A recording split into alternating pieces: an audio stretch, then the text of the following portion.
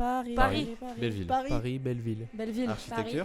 Belleville. Paris, Belleville. Belleville. École nationale supérieure d'architecture. École nationale supérieure d'architecture Paris-Belleville. Belleville.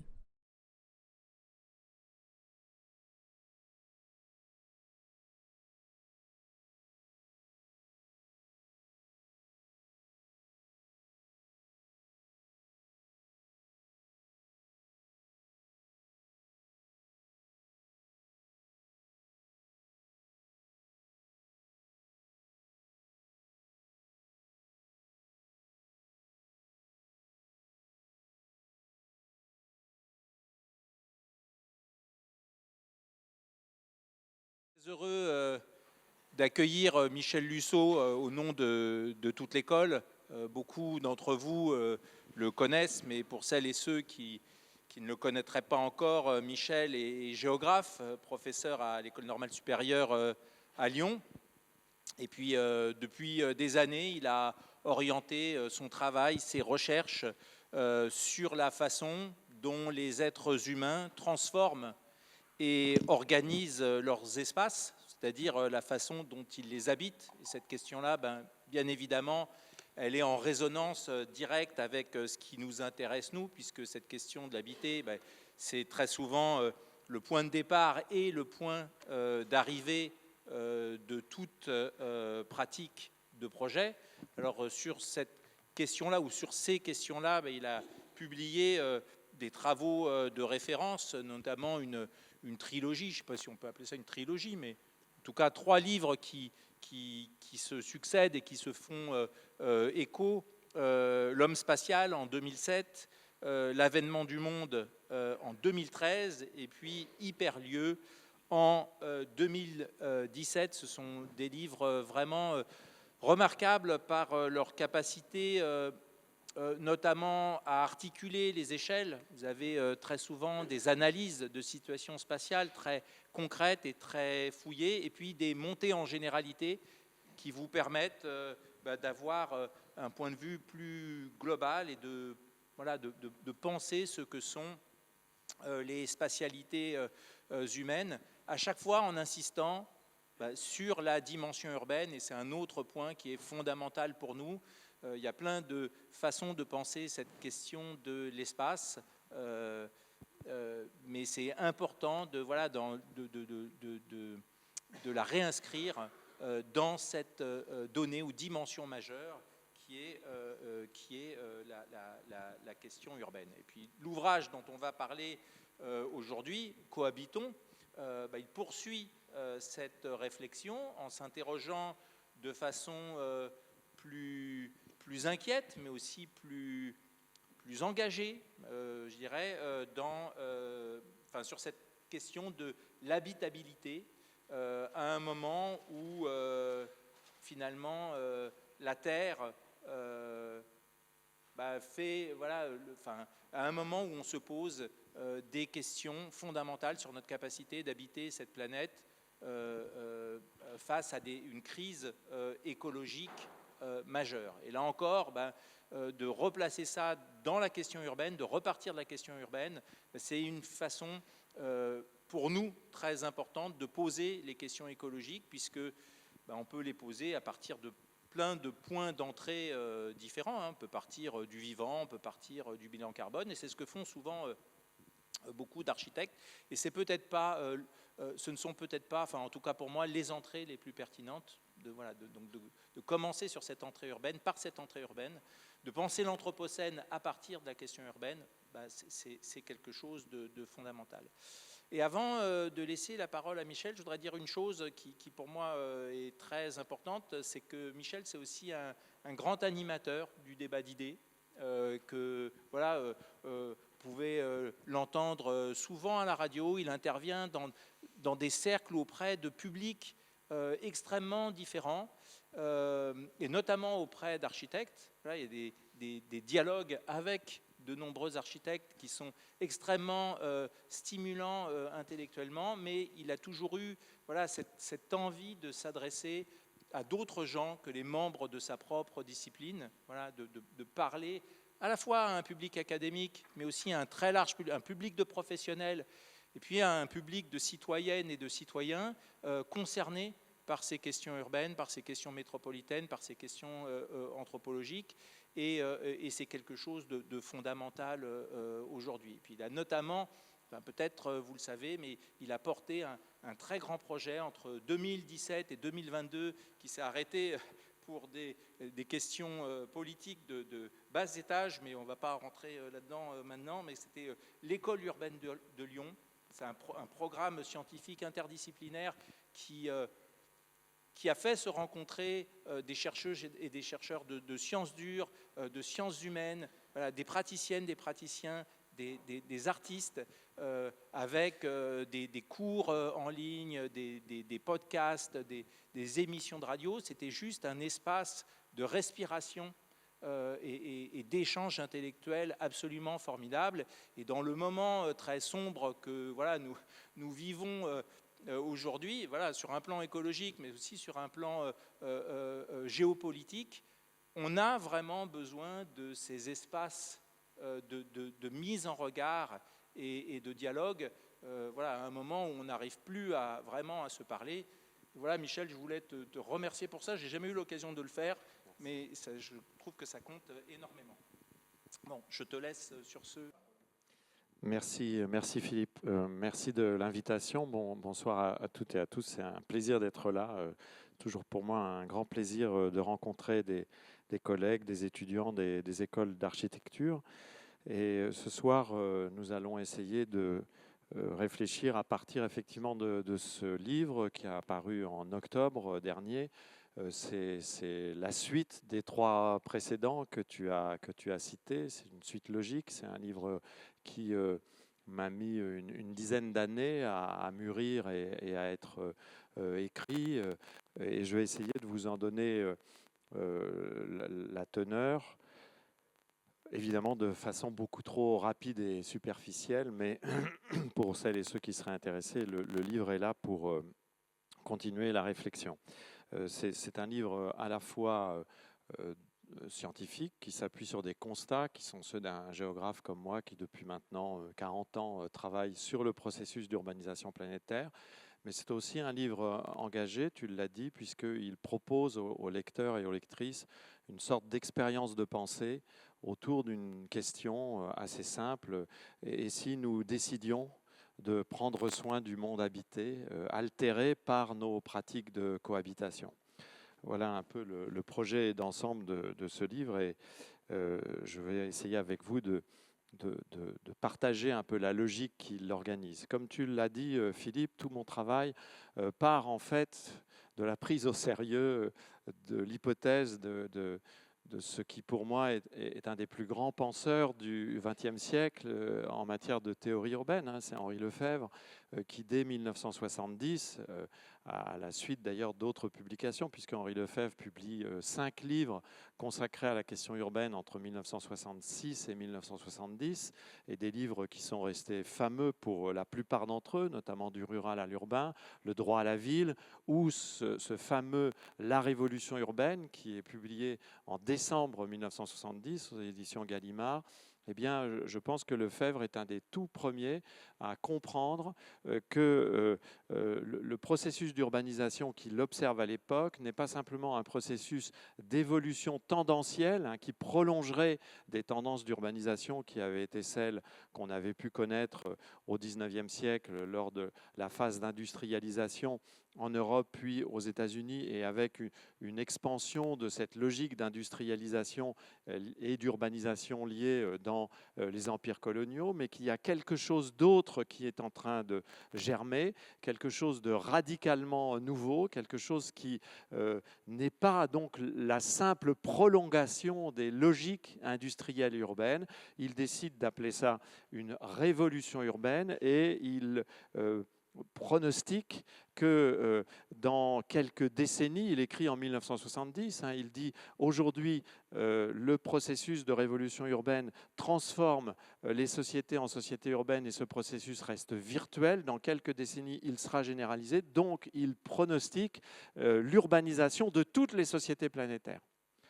Et par urbanisation de toutes les sociétés planétaires, que pense Lefebvre, qui, ne l'oublions pas, est un philosophe de la vie quotidienne aussi, hein, quelqu'un qui dès les années 40-50 s'intéresse à une philosophie de la vie quotidienne qui est d'ailleurs tout à fait originale et tout à fait stupéfiante, et en tant aussi que grand contributeur de l'invention des études urbaines à la française, des études urbaines francophones, avec quelques autres, mais avant beaucoup d'autres, Lefebvre comprend que ce qui se joue dans la question de l'urbanisation, de la révolution urbaine, ce n'est pas simplement un phénomène démographique ou même un phénomène strictement géographique, hein, démographique, la croissance d'une population, géographique, le remplacement de paysages par d'autres. Il comprend en fait que ce qui se joue, c'est une mutation des sociétés, des individus et des manières pour les individus de concevoir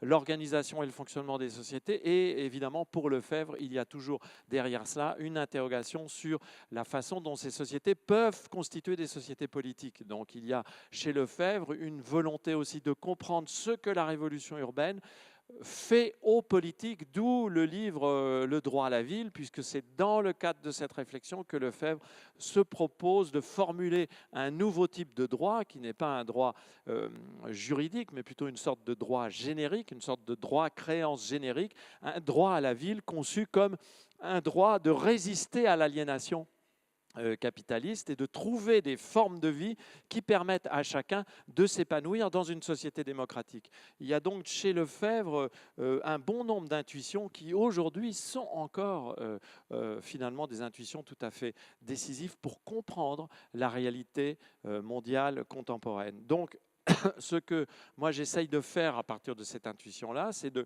poursuivre cette réflexion et de montrer que nous vivons depuis les années 50 un processus d'urbanisation à la fois mondialisé et mondialisant, hein, c'est-à-dire un processus d'urbanisation qui est planétaire. Là, on reprend le fameux concept de planetary urbanization qui a été forgé notamment par Neil Brenner, mais aussi Christian Schmitt. Neil Brenner aujourd'hui à Chicago, Christian Schmitt à l'ETHZ à Zurich. Hein, une urbanisation planétaire, ce sont deux lefévriens, hein, ce n'est pas inintéressant de le dire.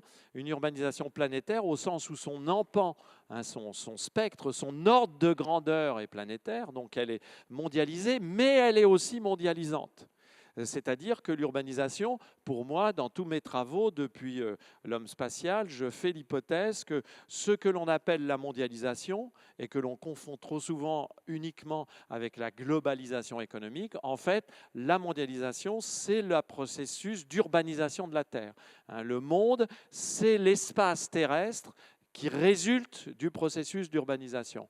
C'est l'espace social d'échelle terrestre qui résulte du processus d'urbanisation. D'où ce jeu sur mondialisé et mondialisante, et qui va installer, nous allons essayer de l'expliquer très rapidement, qui va véritablement installer, c'est ce que j'essaye de démontrer dans la première partie du livre, une nouvelle terre, hein, une terre urbaine qui n'a rien à voir avec la terre pré-urbaine, c'est-à-dire la terre que nous avons connue jusqu'aux années 1950. Et si l'on prend au sérieux cette hypothèse d'une nouvelle terraformation urbaine, je reviendrai là-dessus tout à l'heure, alors la manière de regarder les phénomènes change complètement, y compris la manière d'appréhender, nous le verrons, les phénomènes écologiques. Cette révolution urbaine, elle commence dans les années 50, elle s'accélère à partir des années 1980, avec en particulier l'entrée en lice, si je puis dire, de la Chine dans le concert de l'urbanisation. De ce point de vue-là, l'urbanisation de la Chine est un phénomène global, ce n'est pas un phénomène régional,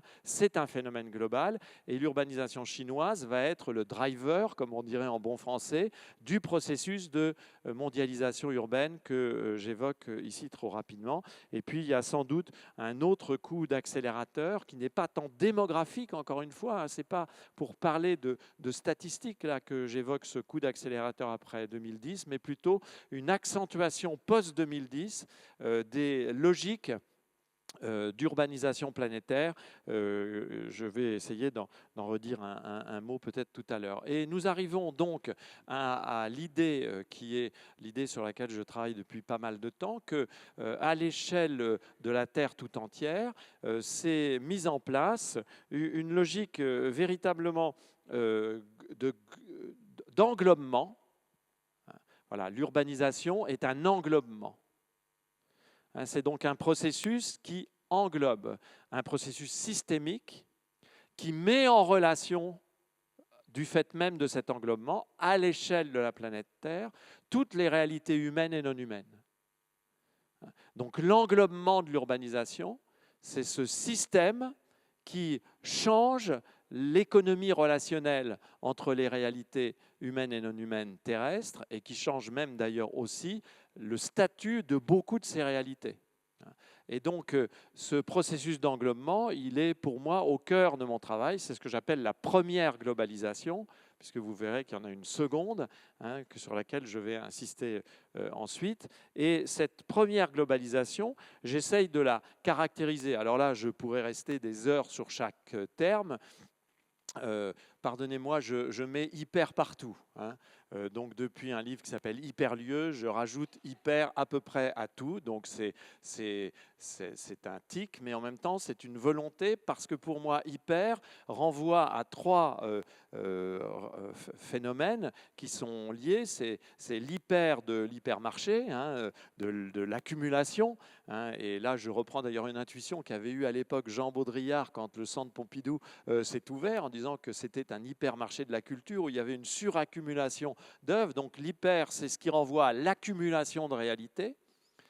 L'hyper, c'est ce qui renvoie à la logique de l'hyperlien, c'est-à-dire à des modes relationnels et de connexion qui sont aujourd'hui devenus référentiels. Et puis l'hyper, c'est aussi ce qui renvoie à l'hyperbole, c'est-à-dire une procédure de rhétorique qui fait qu'un événement local peut être exemplaire d'une globalité. Un lieu, un hyperlieu pour moi, c'est un lieu qui hyperboliquement représente la globalité de l'urbanisation.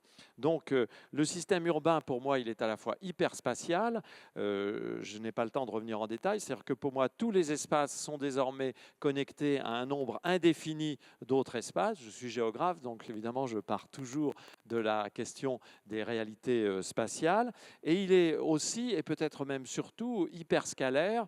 C'est-à-dire que le monde contemporain a comme caractéristique particulière, et c'est important pour les géographes qui avons été instruits dans l'idée fausse désormais de l'emboîtement des échelles, vous savez, où les échelles sont un peu comme des poupées russes qui s'emboîtent les unes dans les autres, de la plus petite à la plus grande. Eh bien aujourd'hui, il y a ce que j'appelle l'hyperscalarité, c'est-à-dire une sorte de collision et de collusion permanente des échelles, c'est-à-dire que synchroniquement, toute réalité est à la fois locale et même infralocale, locale, territoriale et globale. Et dans une certaine mesure, si j'avais le temps, je pourrais vous montrer comment la pandémie de Covid-19 et comment l'examen du rôle du virus comme opérateur spatial mondialisé nous montre bien à quel point l'hyperscalarité est devenue la règle de fonctionnement de ce système monde, ce qui m'avait fait consacrer un petit livre, Chronique de géovirale, à cette question de la pandémie, dont le sous-titre était « Penser le monde avec le virus », penser le monde urbanisé avec le virus, qui nous révélait justement ces caractéristiques d'hyperspatialité et d'hyperscalarité.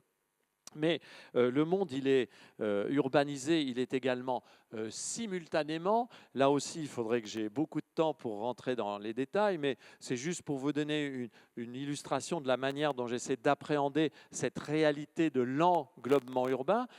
J'essaye quand même de caractériser ce système urbain à partir en particulier des outils d'observation et d'analyse du géographe. Le système urbain est évidemment agrégatif. Le processus d'urbanisation agrège des réalités et a tendance même à produire des suragrégations. C'est ce que Lefebvre avait compris. Pour Lefebvre, la nature même du processus de la révolution urbaine était un renouveau total dans la production de la centralité. Toute la révolution urbaine de Lefebvre est centrée, si je puis dire, sur la question de la centralité et de son rôle à la fois organisationnel, économique, social, politique, bien sûr. Et donc, il y a ce processus d'agrégation urbaine qui mène à la mise en place d'agrégats urbains qui sont de nature tellement étrange qu'ils n'ont plus rien à voir avec ce qu'on appelait jadis les villes. Voilà. Donc je fais partie des chercheurs qui n'utilisent plus le mot ville pour qualifier les réalités contemporaines. D'ailleurs, on va bientôt rendre hommage à Françoise Choët, je crois, dans ce même amphithéâtre. Françoise Chauvet est une des toutes premières, avec Lefebvre d'ailleurs, et puis avec Melvin Weber aux États-Unis et quelques autres, à avoir compris que même les villes s'urbanisent. C'est-à-dire que les villes se sont tout autant urbanisées que les campagnes depuis les années 1950, et en s'urbanisant, elles ont disparu en tant que telles. Il y a d'autres types d'agrégats qui ont apparu. Mais ce qui est intéressant, c'est que synchroniquement, du même mouvement que l'urbanisation concentre, agrège, eh bien l'urbanisation diffuse. Elle disperse. Et celui qui a peut-être, ceux qui ont peut-être le mieux compris ça, ce sont les chercheurs italiens, Franco Indovina dans son étude pionnière des années 80, puis Bernardo Secchi plus tard, Paola Vigano aujourd'hui, lorsqu'ils formalisent le concept de città diffusa, hein, qu'on entend souvent de façon erronée. Dans le concept initial, le diffusa de città diffusa renvoie à quelque chose qu'il faut bien comprendre comme diffusé et diffusif. La diffusion de la città diffusa, c'est un principe d'organisation, c'est un principe de dynamique.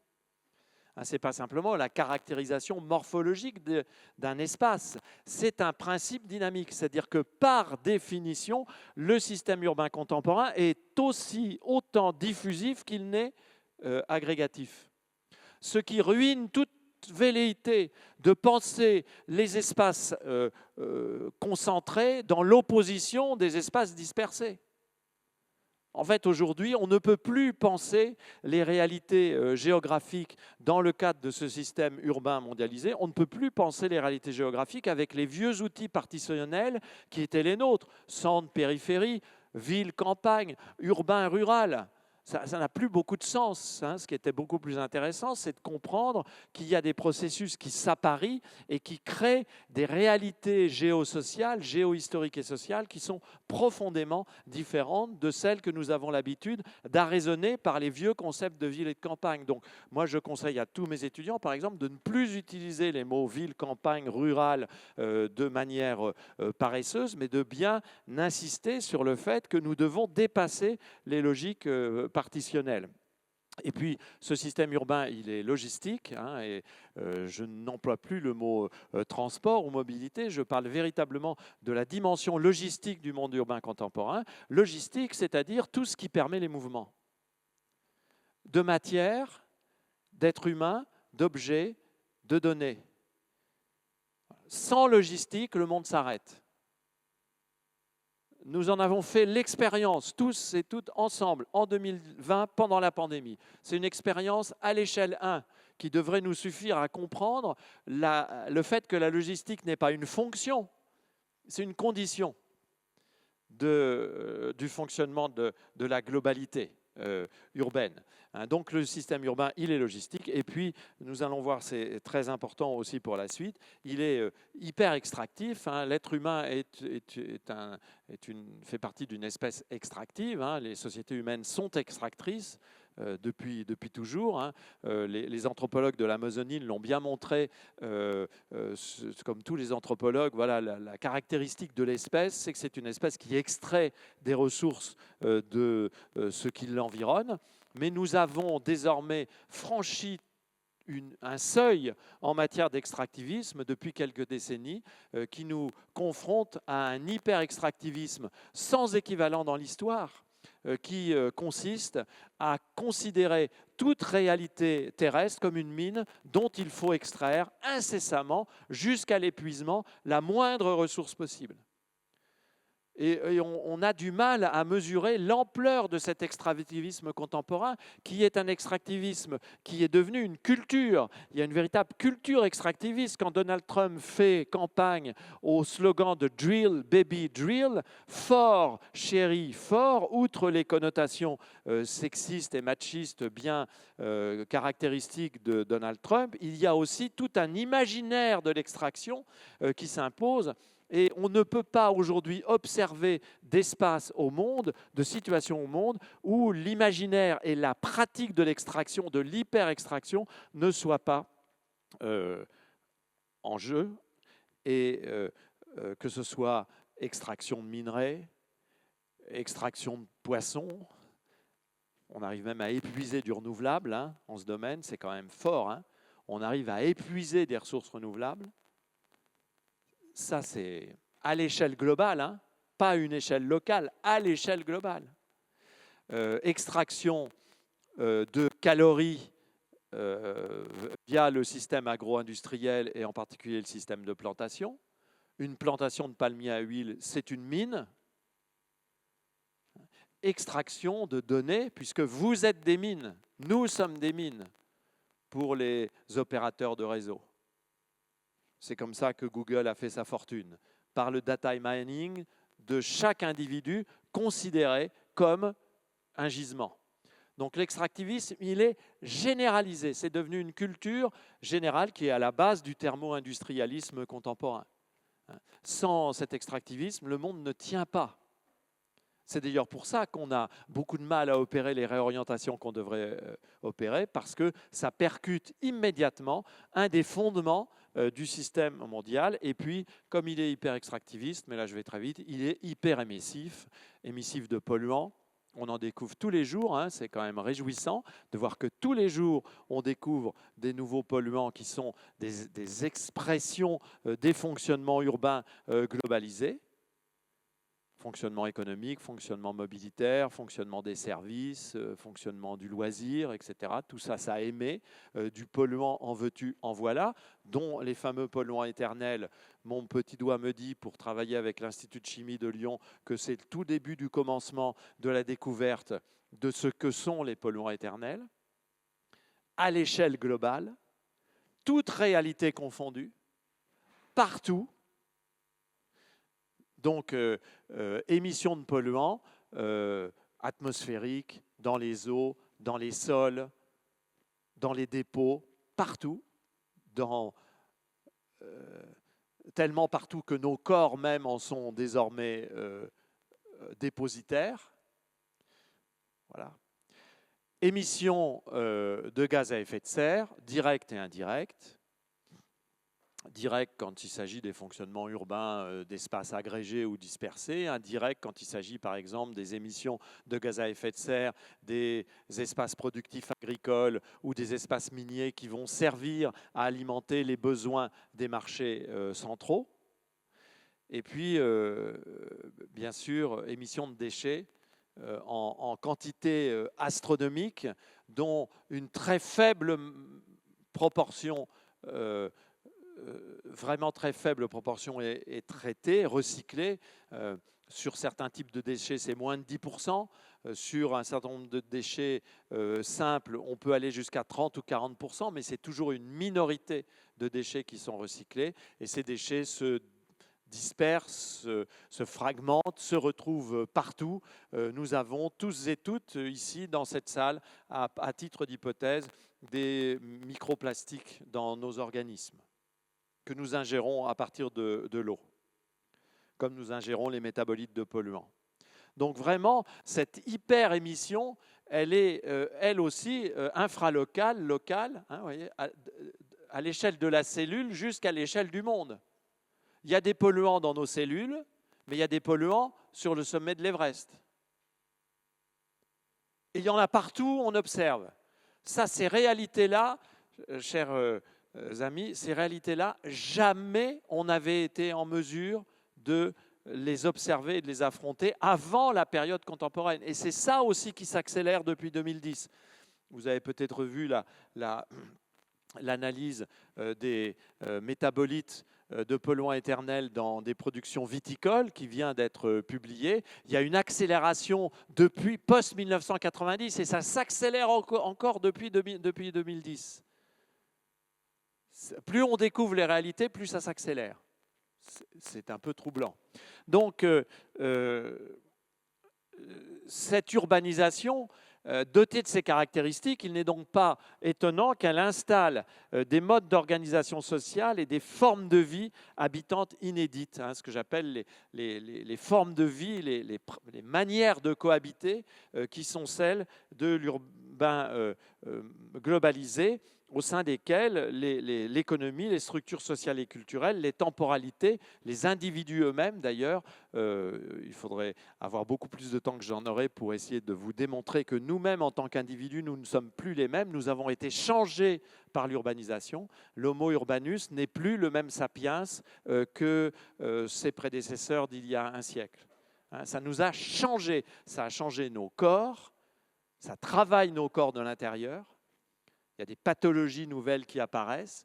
Nous ne nous alimentons plus de la même manière. Nous ne sommes plus exposés de la même manière aux mêmes polluants, par exemple. Ça a changé nos corps, ça a changé nos manières de penser, ça a changé nos langues, ça a changé nos manières de nous connecter. Nous ne composons plus la même humanité qu'il y a un siècle. Et c'est très intéressant de le prendre comme ça. C'était contenu dans les intuitions de Lefebvre, cette dimension anthropologique, si vous préférez, de l'impact de l'urbanisation. Il y a une véritable, en effet, urbanisation des modes d'habiter. L'habiter, c'est pour moi, Philippe en a dit un mot, mais on ne va pas faire toute la soirée sur l'habiter parce que je voudrais vraiment arriver à la fin qui est le cœur de mon propos. L'habiter, pour moi, en tant que géographe, c'est l'organisation par les individus en société, l'organisation des espaces et des temps de vie. Que fait l'être humain de la naissance à la mort? Il habite. Et plus exactement, il cohabite avec d'autres réalités humaines, d'autres agences humaines, mais aussi avec des agences non humaines, puisque nous cohabitons également avec des non-humains. Et cette dimension existentielle de la cohabitation est pour moi trop souvent mise de côté par les sciences sociales et une bonne partie de la philosophie. Or, ça fait maintenant quelques décennies que des philosophes, des architectes, des urbanistes, des géographes, des ethnologues s'intéressent à cette question de l'activité de cohabitation comme une activité fondamentale dans l'existence humaine. Organiser en effet ces espaces et ces temps de vie, c'est quelque chose qui n'a pas de cesse. On ne peut pas l'interrompre. C'est véritablement quelque chose qui nous définit et qu'il est très intéressant d'examiner en tant que scientifique. Moi, je passe mon temps à observer des modes de cohabitation, des formes de cohabitation, et essayer de comprendre leur logique. On y reviendra. Et ce qui m'intéresse aujourd'hui, c'est que ces modes de cohabitation sont orientés par les hyperbiens urbains. Je reprends ce concept très intéressant du philosophe Charles Taylor, qui est un philosophe important, qui, dans un livre lui aussi très important, qui s'appelle The Sources of the Self, les sources du moi, qui est traduit en français aux éditions du Seuil, dans un livre important, définissait les hyperbiens comme non pas simplement des biens plus importants que d'autres en termes de valeur, mais surtout comme des attracteurs, des biens qui orientent finalement la définition de tous les autres biens. Vous voyez le principe du concept d'hyperbien. C'est en fait ce qui oriente dans un moment historique donné la façon dont les individus conçoivent les biens eux-mêmes. Donc aujourd'hui, les hyperbiens urbains, en quelque sorte, orientent l'intégralité des manières d'habiter, même à la limite, si vous pouvez penser habiter dans un espace non urbain, vous serez orienté par ces hyperbiens urbains. Et ce qui m'intéresse, c'est évidemment de comprendre aussi comment dans ces pratiques de cohabitation, qui sont des faits, qui sont des actes, la cohabitation, l'habitation, c'est un acte pratique, c'est un faire, c'est quelque chose qui renvoie à une activité.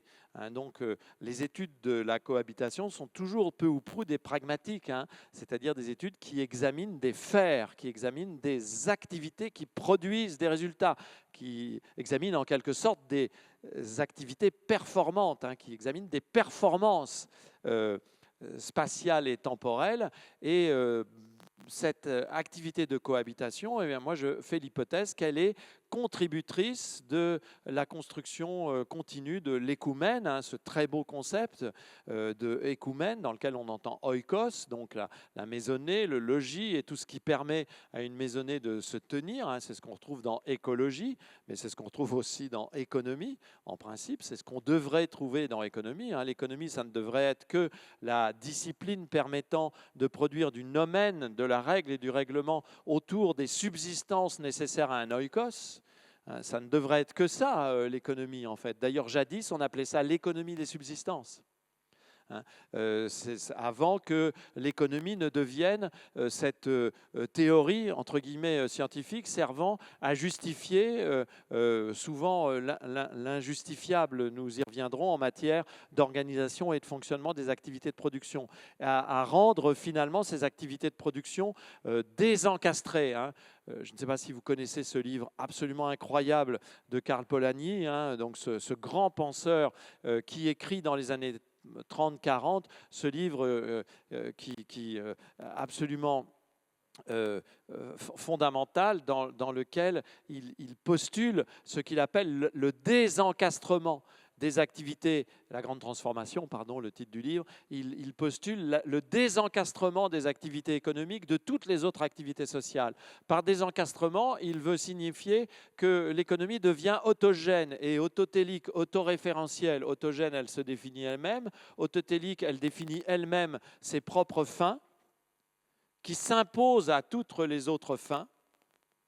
Un exemple simple, la croissance illimitée s'impose comme une fin supérieure à toutes les autres fins. Il n'y a pas de finalité plus importante que celle-ci. Toutes les autres finalités sont subordonnées à celle-ci.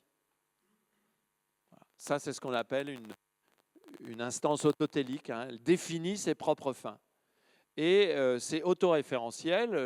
L'économie désencastrée définit aussi ses propres références en excluant de son jeu référentiel ce qui ne paraît pas pertinent dans le système de référence de l'économie désencastrée. Si vous voulez trouver une forme un peu triviale de cette économie désencastrée, eh bien, il faut revenir à la fameuse affirmation de Margaret Thatcher, la première ministre britannique, la chantre du libéralisme avec Ronald Reagan dans les années 1980, la promotrice avec d'autres de ce que l'on a appelé le néolibéralisme, qui a réussi d'ailleurs à vampiriser de telle manière le libéralisme que ce néolibéralisme n'a plus rien à voir avec le libéralisme philosophique initial.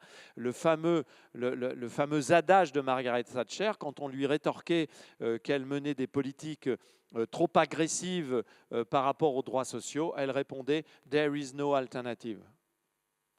Il n'y a pas d'alternative. C'est devenu un slogan dans les milieux néolibéraux, à Davos et ailleurs. Tina, there is no alternative. On ne peut pas faire autrement. C'est comme ça. C'est ça l'économie désencastrée. On ne peut pas faire autrement. Mais attendez, je ne suis pas le seul à entendre cette musique, non ? On l'entend jour et nuit, soir et matin, 24 heures sur 24. On ne peut pas faire autrement. Donc ce désencastrement, Polanyi, c'est un livre absolument vertigineux. Hein. Ce désencastrement est tout à fait fondamental. Et cette production matérielle et idéale de l'écoumène, elle est évidemment subordonnée aujourd'hui à ce désencastrement de l'économie.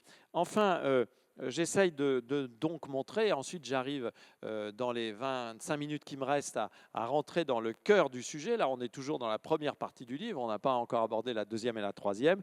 J'essaye donc de démontrer qu'en raison même de la puissance de ce processus, une nouvelle terre s'est imposée. J'essaye de montrer qu'on doit prendre au sérieux l'idée qu'il y a eu une terraformation.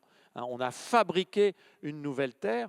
Et que cette toute nouvelle terre et son nouvel habitant, l'Homo urbanus, est à véritablement prendre au sérieux dans la mesure où l'urbain est devenu un nouveau milieu de l'existence humaine, un milieu qui mêle indissociablement humain et non humain, et évidemment les réorientations que nous devrions affronter sont des réorientations qui devraient nous permettre de redéfinir de fond en comble les relations entre tous les composants de ce milieu.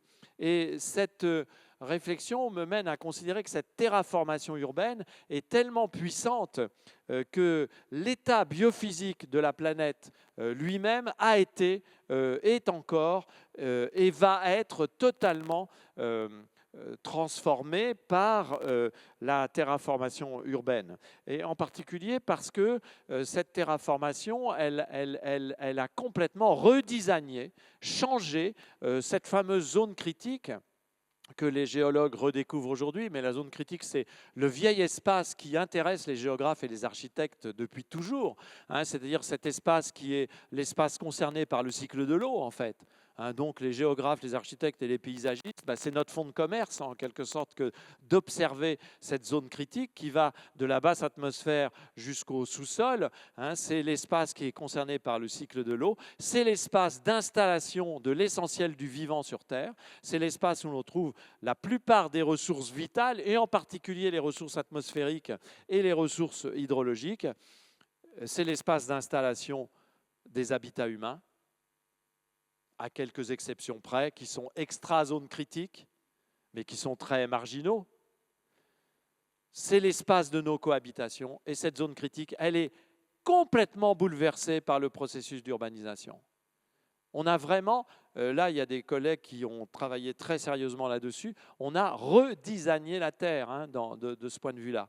On a totalement bouleversé, songez tout simplement à la façon dont on a complètement refabriqué les écoulements d'eau, comment on a complètement reconfiguré les écoulements d'eau, comment on a complètement détruit les sols, en particulier les sols urbains denses, mais pas seulement. Comment on a aussi transformé complètement l'atmosphère aujourd'hui.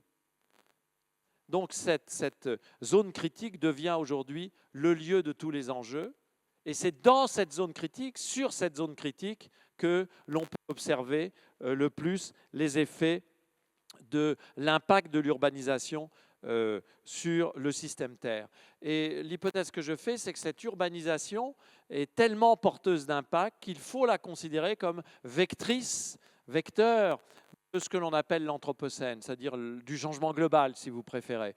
Réchauffement climatique, crise de la biodiversité, épuisement des ressources, changement des fonctionnements métaboliques des océans et des grands systèmes zonaux comme un certain nombre de glaciers ou de grandes circulations atmosphériques. Ce sont les 4 éléments du changement global.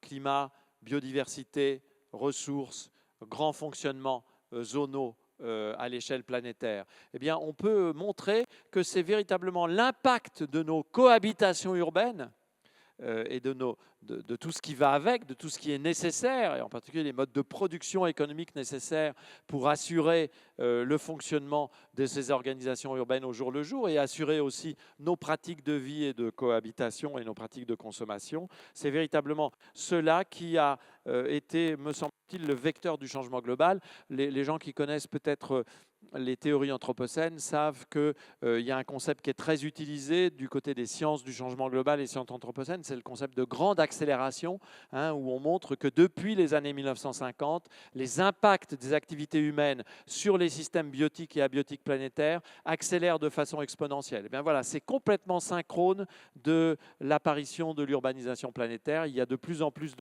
liens qui sont faits. Et d'ailleurs, il y a un rapport spécial du GIEC qui va être consacré en 2025 ou 2026 maintenant, vraisemblablement, à cette question-là. Et on a donc la mise en système de 2 globalisations qui sont en relation, comme on dit, ago-antagonistes, c'est-à-dire à la fois des relations d'opposition et des relations de complémentarité. Vous avez un premier système d'englobement qui est celui de l'urbanisation, qui englobe tout, qui va avoir un rôle de vecteur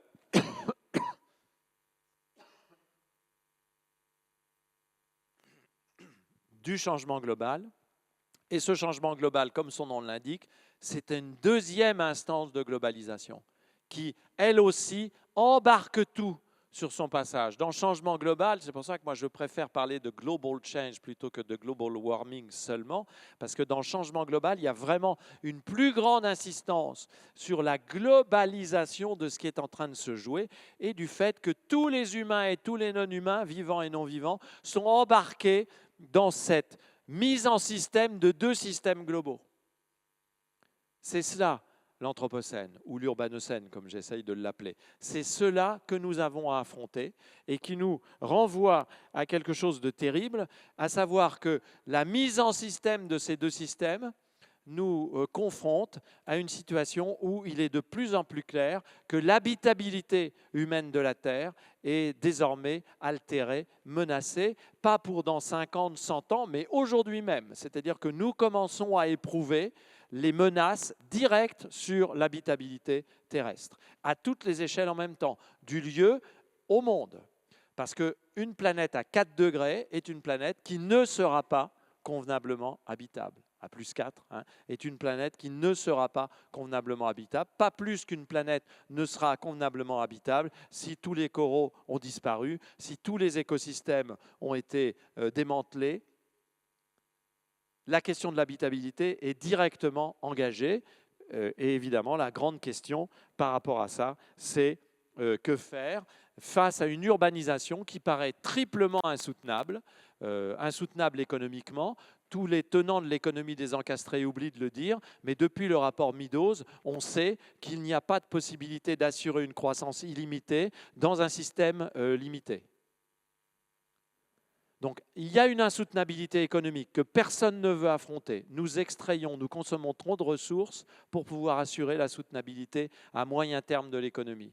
Il y a une insoutenabilité sociale. Ce système dont on nous avait dit qu'il résorbait la pauvreté, en réalité, maintient une pauvreté structurelle parce que cette pauvreté est nécessaire au fonctionnement du système et pendant ce temps-là, provoque des accumulations de richesses qui sont sans équivalent dans l'histoire, jusqu'à voir apparaître une nouvelle plutocratie d'entreprises dont on voit aujourd'hui, via le cas états-unien, à quel point ça constitue une menace pour les libertés élémentaires et pour la démocratie, en plus qu'une menace pour l'écologie et bien d'autres choses.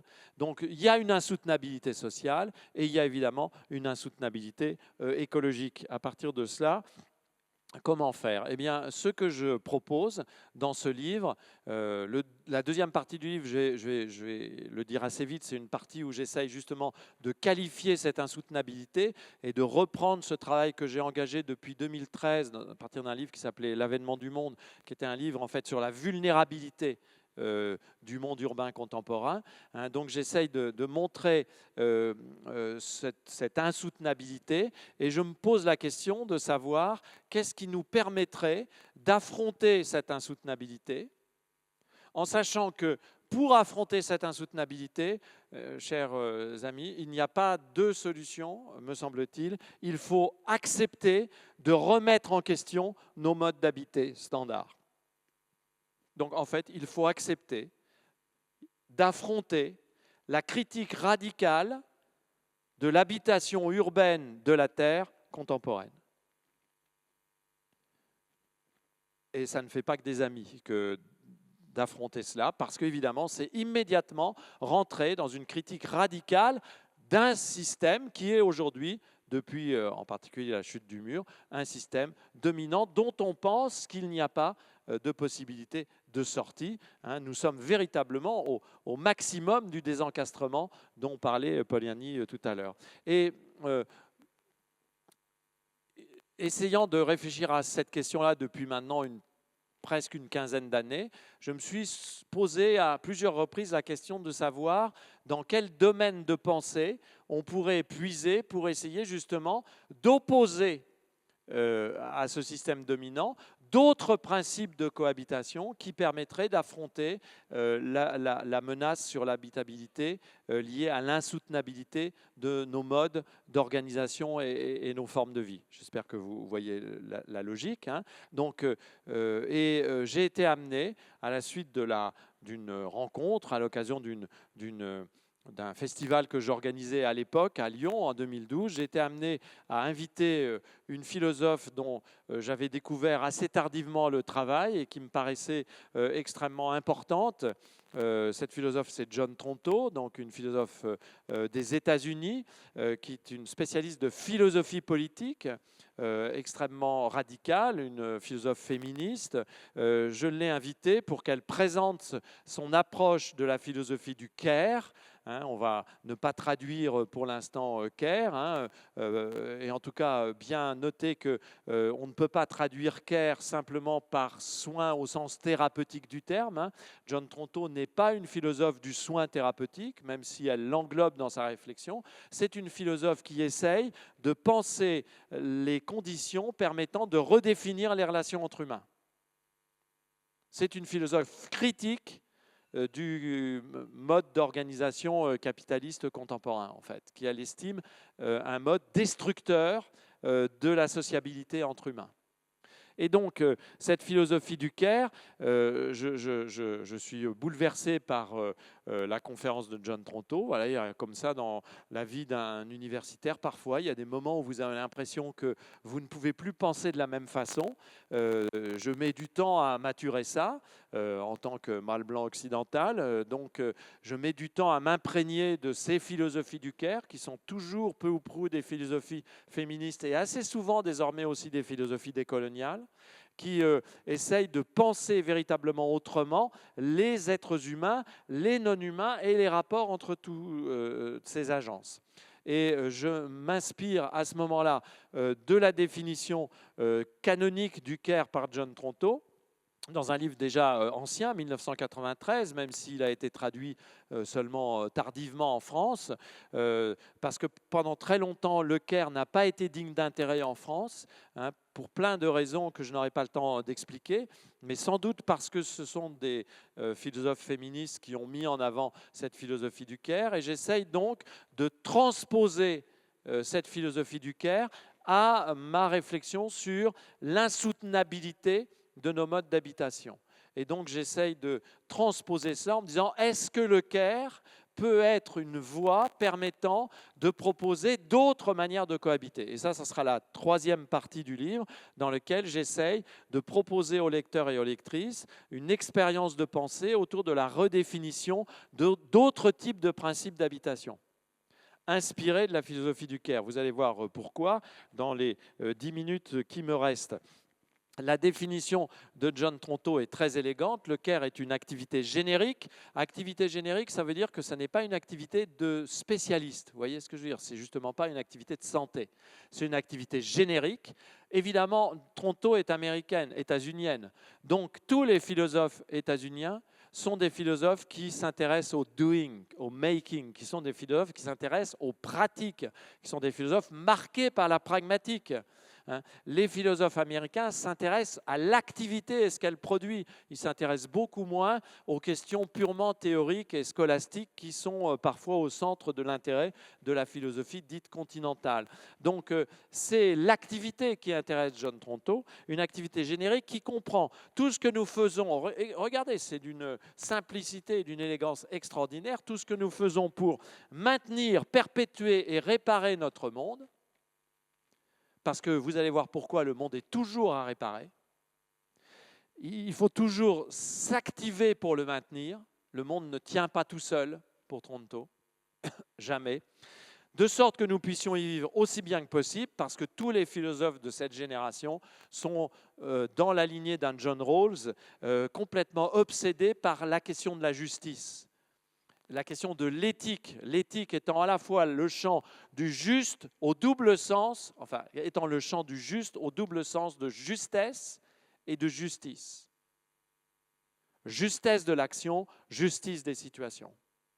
Donc il y a véritablement l'idée de trouver un monde où on vit aussi justement et bien que possible. Ce monde comprend, regardez, nos corps, parce que pour ces philosophes-là, qui sont des philosophes féministes, la pensée du social ne peut pas s'extraire, ne peut pas s'abstraire du corps, et pour un géographe comme moi, c'est fondamental, puisque nous habitons toujours à partir de notre corporéité. Donc le corps est politique aussi pour cela, surtout pour cela, parce que le corps est un vecteur d'habitation fondamental. Donc Tronto, de ce point de vue-là, ne manque pas la corporéité. Nous-mêmes, parce que nous sommes plus que des corps, Alors attention, ça veut dire chez Tronto, nous sommes plus que des corps, ce n'est pas simplement que nous sommes des esprits, mais vous verrez, si vous lisez le livre ou si vous lisez John Tronto, que pour Tronto, nous sommes aussi des relations. Nous sommes aussi des entités relationnelles.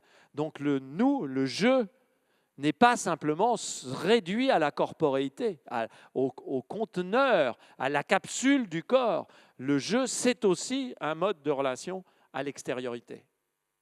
Et c'est très important, évidemment, pour éviter de verser dans ce que les philosophes appellent le solipsisme, c'est-à-dire l'idée qu'il y a une sorte d'encapsulation du moi dans quelque chose qui est caparaçonné de toutes parts. Non, pour Tronto, le je se définit aussi dans la relation. Et notre environnement, tout événement, tout élément que nous cherchons à relier en un réseau complexe en soutien à la vie, voilà, l'idée, c'est d'arriver à soutenir la vie, et ça renvoie aussi à de la philosophie très intéressante, par exemple la philosophie de Bergson, qui n'est pas américaine, quand toute cette philosophie de la viabilité de la vie, c'est-à-dire le fait qu'il faut assurer la viabilité de la vie. Voilà, la vie ne s'assure pas toute seule elle-même.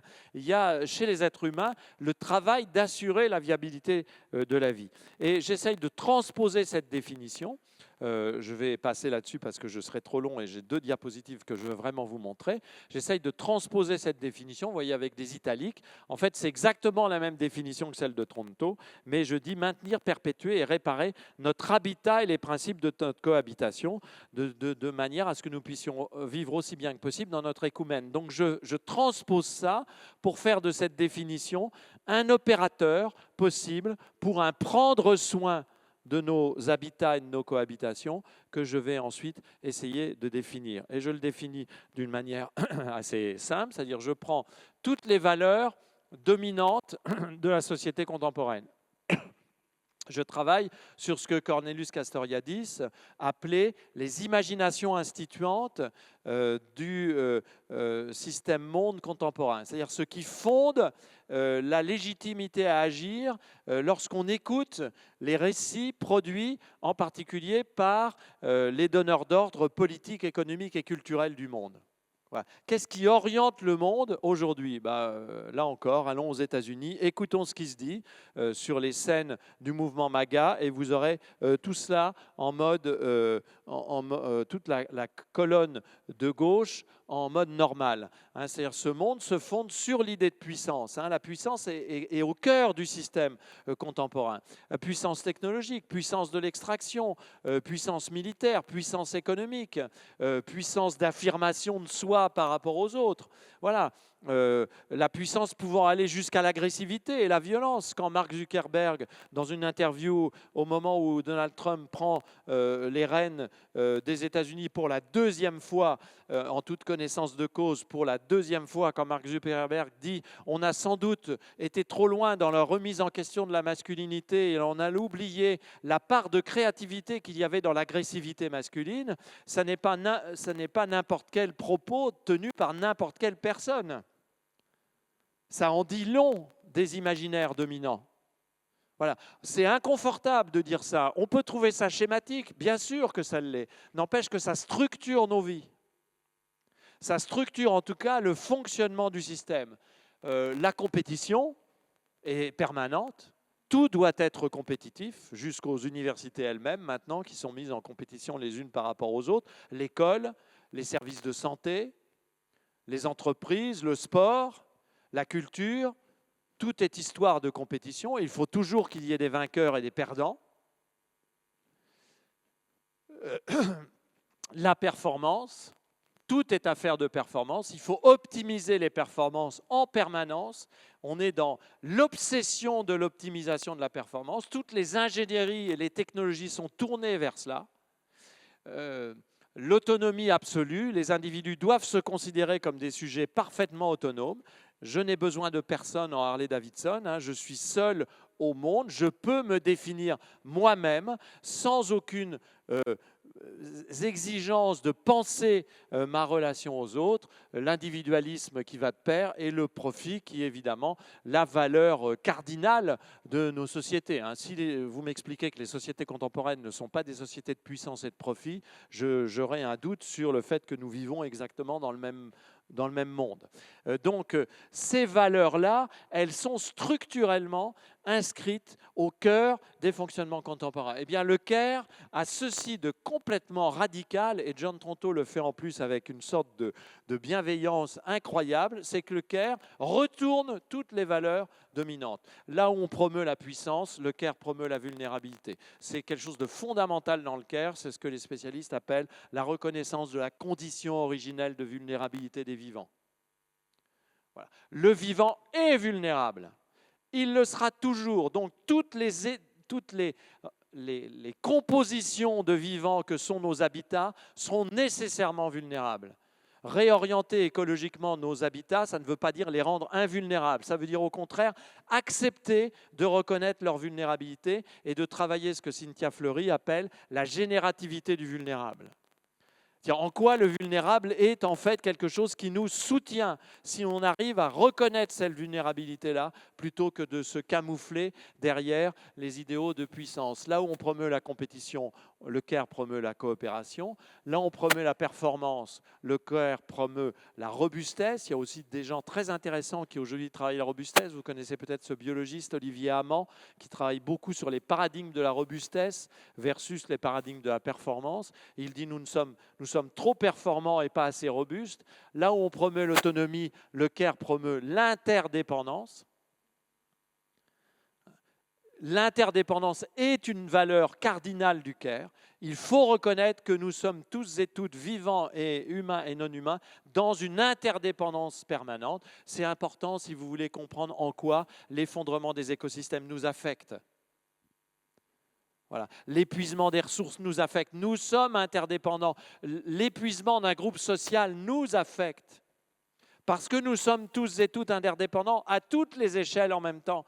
Ce qui se passe aux États-Unis nous affecte. Voilà. Et ça, c'est quelque chose qui est très intéressant au plan méthodologique. Et puis, la solidarité, le CARE est une philosophie solidariste.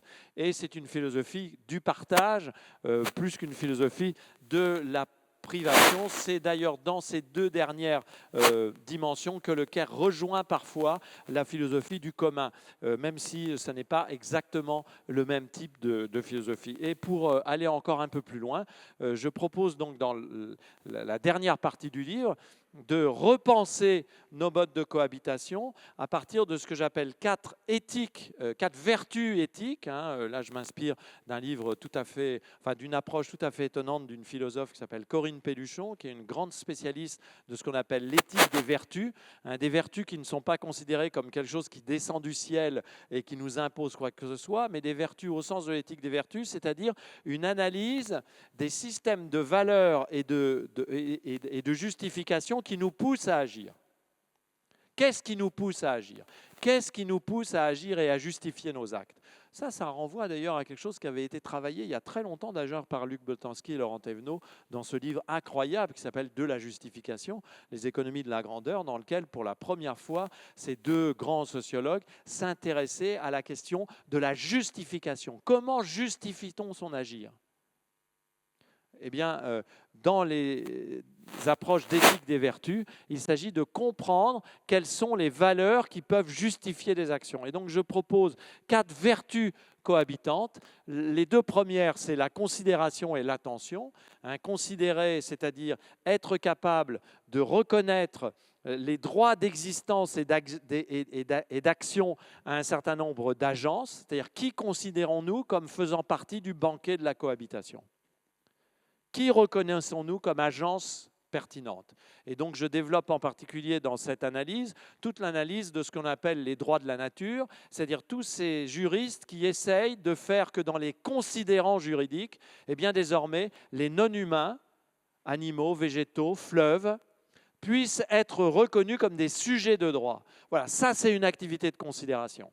Ça pose d'énormes questions, c'est très difficile, mais j'essaye de montrer dans le texte à quel point c'est un domaine d'extraordinaire créativité juridique. On essaye en fait aujourd'hui dans le monde entier, dans le domaine du droit, que ce soit du droit de type coutumier ou des droits plus écrits inspirés du droit romain, on essaye aujourd'hui de faire rentrer dans les considérants juridiques d'autres types d'entités.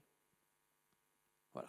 il y a dans 2 jours à l'Assemblée nationale une journée organisée autour du droit des fleuves, à l'initiative d'un député d'Indre-et-Loire et de Camille de Toledo, un écrivain qui a mené une vaste expérimentation autour des droits du fleuve Loire. Et il y a un débat à l'Assemblée nationale sur ça. Voilà, ça veut dire que c'est possible. On peut penser, on peut modifier les régimes de considération. Et puis, une fois qu'on considère, eh bien, il faut encore étalonner les régimes d'attention qu'on accorde aux choses qu'on considère ou aux choses qu'on déconsidère d'ailleurs. Et l'attention, c'est la complémentaire de la considération, mais ça n'est pas la même chose. L'attention renvoie plutôt aux outils et aux méthodes qui nous permettent de faire varier nos niveaux d'attentionnalité aux choses que nous pouvons considérer comme faisant partie de nos compositions de cohabitation.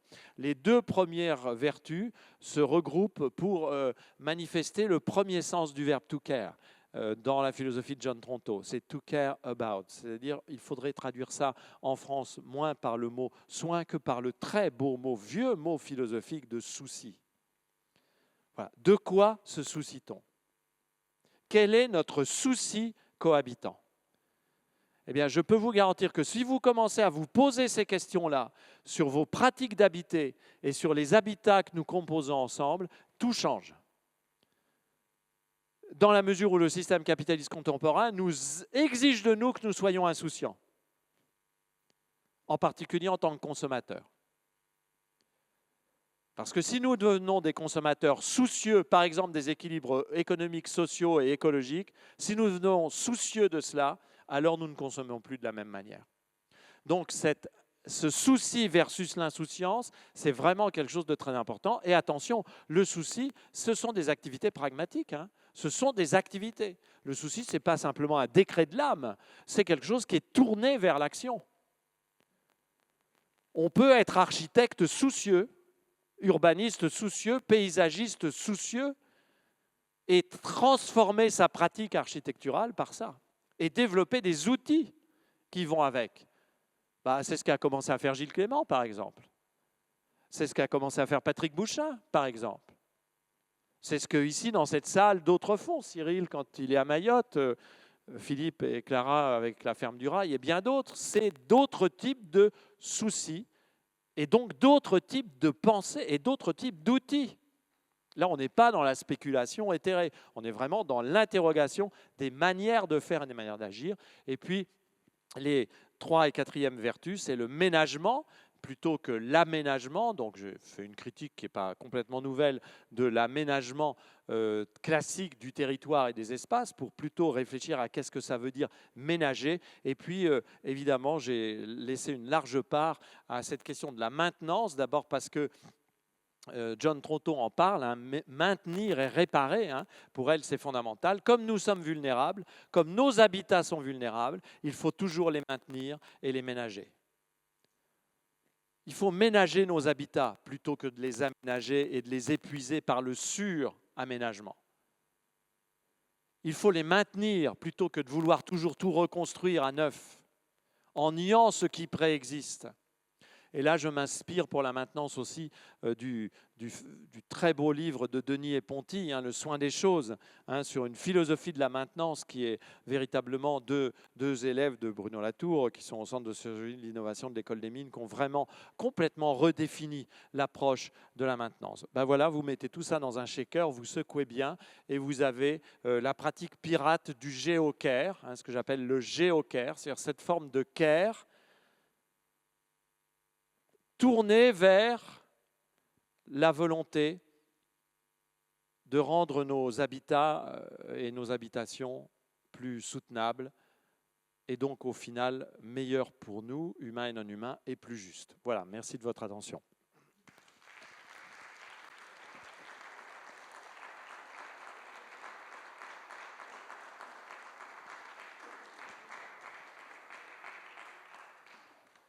Merci beaucoup Michel pour ton intervention très, très dense.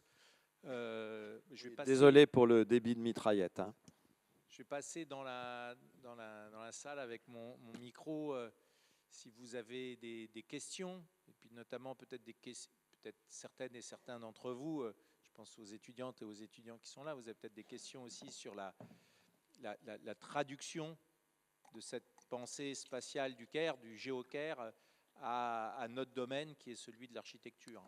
Mais, bon, j'arrive.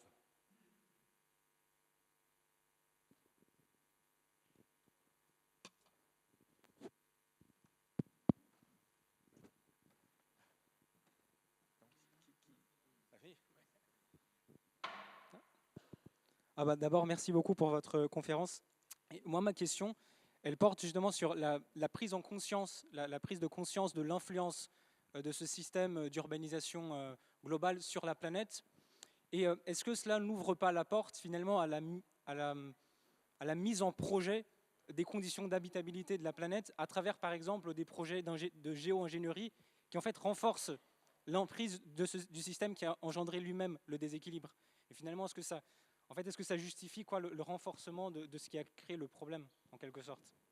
C'est une bonne remarque. J'évoque ça dans le livre en faisant une petite critique de quelque chose que vous connaissez peut-être. C'est une notion assez complexe, assez ancienne en fait, qui s'appelle the stewardship of the earth. C'est difficile à traduire. Stewardship, c'est l'intendance de la Terre, qui est aujourd'hui une volonté de certains, parfois au départ d'ailleurs des gens qui ont été très tôt lancés dans l'alerte sur le réchauffement climatique, une volonté de certains de trouver des ingénieries globales qui permettent de tempérer en quelque sorte les effets du changement global. Il y avait même un article célèbre qui a été publié un petit peu avant la pandémie par quelques-uns des inventeurs du concept d'anthropocène, notamment Paul Crutzen, mais aussi le climatologue Will Stephen, qui semblait montrer qu'il n'y avait pas d'autre solution que de parvenir à cette sorte d'intendance de la Terre. Vous voyez, une sorte de Terre qui deviendrait contrôlable à partir d'une salle d'une control room, vous voyez, sur laquelle on agirait. Ça me paraît évidemment quelque chose qu'on ne peut pas considérer comme envisageable. D'abord parce que, on ne connaît pas aujourd'hui les principes de géo-ingénierie qui seraient efficaces et sans risque. En fait, la géo-ingénierie est un mirage qui est plutôt un mirage de déception pour ceux qui, il y a une dizaine d'années, y croyaient. Et puis, deuxièmement, parce que ça pousse à une certaine désinvolture et à ne pas vouloir affronter en fait la question. La question, elle est beaucoup plus importante que ça, et c'est pour ça d'ailleurs que j'insiste sur le fait qu'il y a une triple insoutenabilité du monde. Ça n'est pas une insoutenabilité écologique seulement.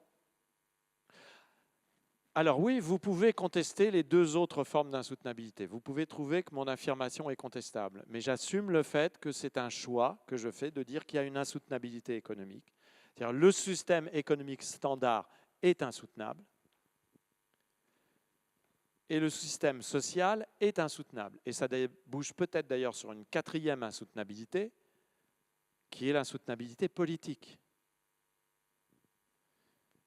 Quand on voit à quel rythme et à quelle rapidité se dégradent partout au monde les systèmes démocratiques, on peut se poser franchement la question. Donc moi, je crois que tout ce qui ne permet pas d'aborder cette insoutenabilité, en tant qu'il s'agit d'une insoutenabilité produite par les logiques mêmes du système, me paraît de nature à être une distraction coupable. Donc c'est pour ça que je propose plutôt d'affronter la nécessité de même pas transitionner nos modes de vie. Vous savez, dans les milieux les plus impliqués de la science anthropocène aujourd'hui, on a laissé le mot transition de côté. Même pour l'énergie, en fait.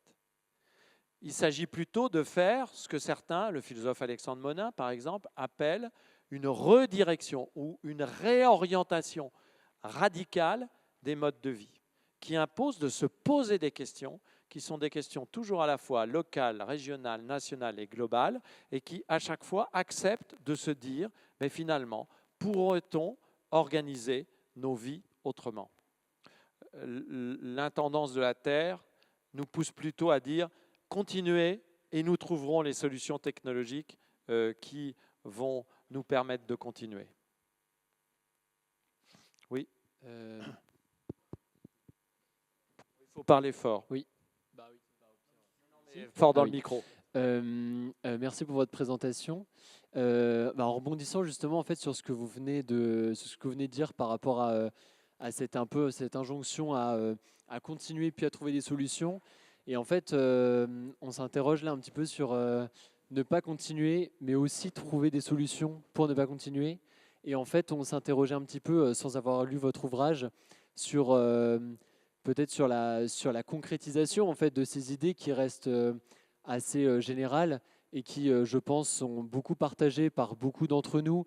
Et c'est une bonne chose parce que ça veut dire qu'on est de plus en plus éveillé sur ces questions et que finalement, après, ça fait toujours plaisir en fait d'entendre des choses sur lesquelles on est d'accord, mais qui nous amènent après nous aussi en tant que praticiens, praticiennes ou futurs sur toutes les données en fait techniques, sur que disent les scientifiques en fait, que dit votre domaine et les autres une fois qu'on a fait ce constat-là, après quoi et est-ce qu'on renvoie en fait à des expériences, à des théories, à des exemples qui ne soient pas forcément architecturaux, j'entends, ou urbanistes purs, mais sur comment on fait en fait, comment on prend soin une fois qu'on a dit qu'on voulait prendre soin.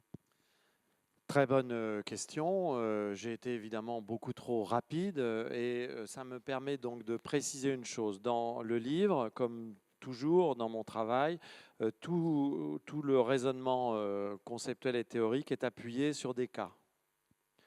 C'est vrai pour la partie diagnostique. Par exemple, j'essaye de démontrer l'insoutenabilité à partir de l'étude de ce qu'on appelle le métabolisme du lithium, l'insoutenabilité du système mondial. Et c'est vrai pour la partie 2 et 3, dans lequel j'arrive aux vertus habitantes toujours à partir d'exemples. C'est-à-dire je prends des cas et j'essaye de comprendre ce que ces cas peuvent nous dire, en quoi ils peuvent nous instruire de possibilités déjà avérées d'action. Il se trouve que depuis une vingtaine d'années, j'ai beaucoup examiné des cas de contestation locale et parfois régionale de projets urbains et architecturaux. Voilà, c'était des domaines qui m'intéressaient. Depuis le tournant du XXIe siècle, j'en ai étudié beaucoup. Et à partir de 2011, cette observation a été modifiée, infléchie par le fait que j'ai pu observer les indignés à Madrid et Occupy Wall Street à New York. Donc des cas de mobilisation locale. Je rappelle que le mot d'ordre de Occupy Wall Street en 2011, c'était « We are the 99 », nous sommes les 99%, les 99% de citoyens de la Terre qui pâtissent des actions néfastes des 1% des plus riches. Ça faisait suite à l'écroulement du système bancaire américain pour des raisons de pure spéculation. Derrière ça, il y avait un anthropologue très intéressant que vous connaissez peut-être, qui est mort il y a 5 ans maintenant, enfin 4 ans, presque 5 ans, David Graeber, qui avait été un peu un des... Vous savez, c'est l'anthropologue qui a conceptualisé ce qu'il appelait les bullshit jobs, etc. Quelqu'un qui a eu beaucoup d'importance dans le milieu activiste mondial et qui d'ailleurs voit un livre paraître là bientôt en français, il est pour l'instant uniquement aux États-Unis, au Canada et en Angleterre, de regroupement de ces textes que je vous conseille, ne serait-ce que parce que le titre est très intéressant, ça s'appelle The Hidden Truth of the World, donc la réalité cachée du monde, et c'est extrait d'un texte de Graeber où Graeber dit « La réalité cachée du monde, c'est que nous le fabriquons, nous, mais que nous pourrions faire tout autrement. » C'est une phrase extrêmement forte, c'est-à-dire Graeber est un anthropologue qui estime que nous ne pouvons pas déléguer la responsabilité du monde à des grands fabricants du monde dont nous serions simplement en quelque sorte les agents ou les clients ou les victimes. Graeber, et c'est pour ça qu'il a eu beaucoup d'importance, c'est quelqu'un qui définit l'activisme de chacun comme l'activisme de personnes qui fabriquent le monde en propre, intégralement. Et quand il dit « et nous pouvons faire tout à fait autrement », il renvoie simplement à ce que vous signalez, c'est-à-dire la volonté de faire autre chose. Et donc, examinant beaucoup de mobilisations comme ça, j'en suis venu à examiner Notre-Dame-des-Landes, la contestation du Lyon-Turin dans le Val de Suse, le quartier des Lentillères à Dijon, jadis les camps autour de Calais. Avec Cyril, on s'est rendu avec Patrick Bouchin et Cyril dans un de ces lieux il y a quelques années déjà. Un certain nombre de mouvements locaux, des squats, des occupations de tiers-lieux, des productions de tiers-lieux. Et puis, plus récemment, et dans ce livre, j'en parle beaucoup parce que j'ai eu l'occasion de faire plusieurs séjours de recherche en Amérique du Nord, des revendications de peuples premiers, autochtones, indigènes. En particulier, dans ce livre-là, le cas très intéressant d'une tribu qui conteste la construction d'un oléoduc, qui va ruiner la possibilité pour cette tribu de cultiver un riz sauvage, qui n'est pas tout à fait un riz, mais peu importe, qui est traditionnellement très important dans la culture ojibwé du nord-est des États-Unis. Donc voilà, je m'appuie sur des cas, mais aussi sur le cas des mouvements dits de Buen Vivir en Amérique latine. J'aurais pu m'appuyer sur le Chiapas. Je ne l'ai pas fait parce que je n'avais pas assez de documentation pour ça. Et c'est intéressant, hein, le Chiapas comme cas aussi, parce qu'il y avait dans le Chiapas beaucoup de volonté de redéfinir les manières de cohabiter. Donc je m'appuie sur des cas et je dis ces cas sont déjà des laboratoires qui nous permettent, des tests, des prototypes qui nous permettent de comprendre ce qui est en jeu quand un groupe de cohabitants décide de cohabiter autrement. Et c'est à partir de ces cas que j'ai tiré les 4 vertus cohabitantes, parce que j'ai retrouvé ces 4 vertus pratiquement toujours. J'étudie aussi des ateliers de réparation de vélos, par exemple, aussi bizarre que ça puisse vous paraître, comme des cas intéressants de volonté de réorienter les choses. Pourquoi des ateliers de réparation de vélos? Parce que ça me donnait la possibilité d'observer des cas où il y avait une économie de production. Parce que la question de l'économie de production est fondamentale. Donc, tous ces cas, ils sont probants. Et tous convergent vers un certain nombre de choses. Les vertus cohabitantes dont j'ai parlé, et puis d'autres choses dont je n'ai pas eu le temps de parler ce soir. Le refus de la propriété privée, la mise en question de la propriété privée, qui est vraiment centrale dans toutes les expérimentations qu'on voit. Et bien d'autres choses que je vous laisse découvrir. Mais il faut que j'aille plus vite, me dit Philippe. Oui, je vous en prie. Oui, merci beaucoup pour l'énergie de votre conférence. Vous parlez de vertu, et tel que je le comprends peut-être mal, il me semble que vous vous adressez à l'individu et que c'est de l'individu, d'un changement individuel, d'un changement vertueux de l'individu qu'émergerait une action politique. Quel lien est-ce que vous faites entre cette vertu individuelle et cette action politique? Et d'autre part, quelles sont vos réflexions sur la difficulté de porter cette action, puisque vous savez que Sainte-Soline, etc., des gens des soulèvements de la Terre qui ont été pendant 96 heures dans les sous-sols de la cellule antiterroriste des services secrets français. Et puis, en tant qu'architecte dans une agence, évidemment, il faut maintenir une certaine rentabilité économique. Donc, c'est assez difficile d'avoir le souci de faire autre chose que ça. Merci. Je prends aussi l'exemple de Sainte-Soline, d'ailleurs, dans le livre, qui était un exemple pour moi très intéressant, mais j'avais déjà utilisé l'exemple du barrage de Sivins il y a quelques années, dans un autre domaine. Alors, les vertus éthiques cohabitantes sont des vertus relationnelles, en fait. La chose que je n'ai pas dite, et merci donc de me permettre de le préciser, c'est que ces vertus ne sont pas un décret individuel, c'est plutôt quelque chose qui naît de la relation géopolitique.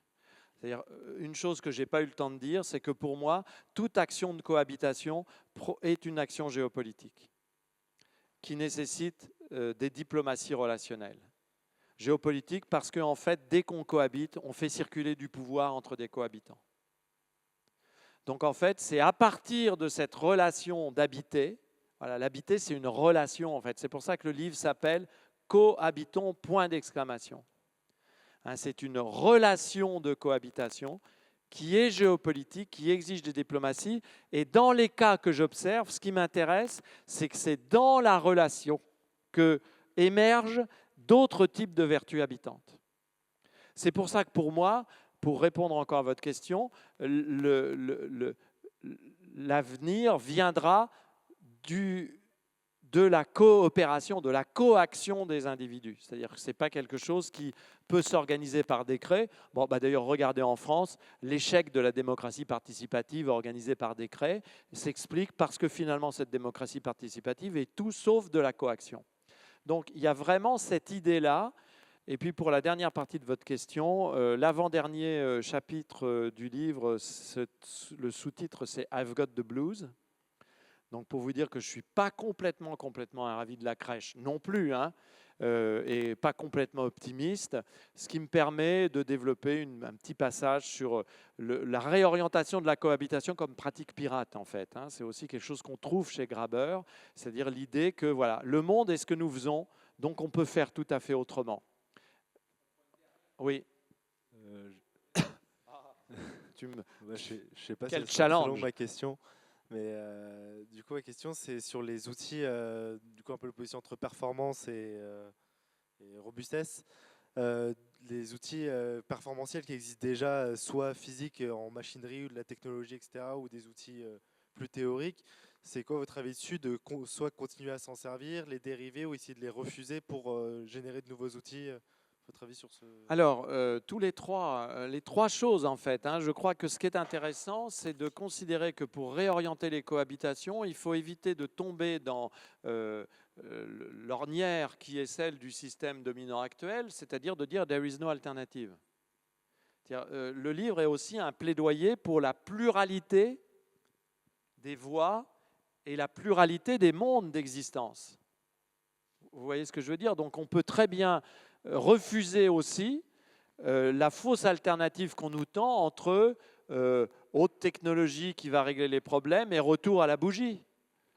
On peut refuser ces termes et dire en fait, dans chaque situation de cohabitation, on va avoir besoin de mobiliser des ressources technologiques qu'on va en quelque sorte façonner et adapter aux besoins des situations. Ce qui fait qu'on n'exclut pas l'utilisation de technologies de performance, mais on ne fait pas aussi ce que l'on fait à l'heure actuelle en mode normal, c'est-à-dire qu'on écrase des mouches avec des marteaux pilons. Hein. C'est-à-dire que le monde contemporain, il est quand même caractérisé par la surtechnologie pour des choses qui n'en valent pas la peine. Oh bah, le meilleur exemple, c'est ça quand même. Hein. On a plus d'informatique embarquée dans un smartphone que n'en avaient les ingénieurs de la NASA en 1968 quand ils ont posé le module LEM sur la Lune. Je crois qu'ils l'ont vraiment posé, hein, entre nous. Donc, il y a plus d'informatique là-dedans pour échanger des vidéos TikTok. Je ne suis pas sûr que le jeu en vaut la chandelle. On est dans l'exemple type de surtechnologie. En architecture, en paysage, en urbanisme, ça existe la surarchitecture, le surdesign, le surpaysagement, ça existe. C'est même pas que ça existe, c'est la règle. On est toujours en train de surutiliser des technologies alors qu'on pourrait avoir un usage plus sobre, plus prudent, plus précautionneux, y compris de certaines technologies qui en valent la peine, et puis se réapproprier des technologies qu'on a complètement oubliées. Quand on fait de la construction en terre, on se réapproprie des technologies, et surtout, ça c'est ce que montrent bien Ponty et Denis dans leur livre sur la maintenance, surtout on en invente de nouvelles. C'est-à-dire on invente de nouvelles pratiques et donc de nouvelles technologies. Pour la question de la robustesse, je vous conseille d'aller voir le site d'Olivia Hamant, H-A-M-A-N-T. Il essaye de recueillir toutes les modalités possibles de promotion des nouvelles pratiques de robustesse. C'est un biologiste de formation, donc il a une approche très scientifique de la question de la robustesse, et vous verrez que ça commence déjà à être assez probant, et que là aussi ça s'éloigne des oppositions entre low-tech et high-tech, qui sont des oppositions pour moi peu intéressantes. Bon, on va s'arrêter sur cette feuille Philippe. de route. Merci beaucoup à toutes et à tous. Il y a un pot après. Vous pouvez continuer à discuter avec Michel. Il peut continuer longtemps à discuter avec vous, mais on va le faire hors de l'amphi. Voilà, merci à toutes et à tous.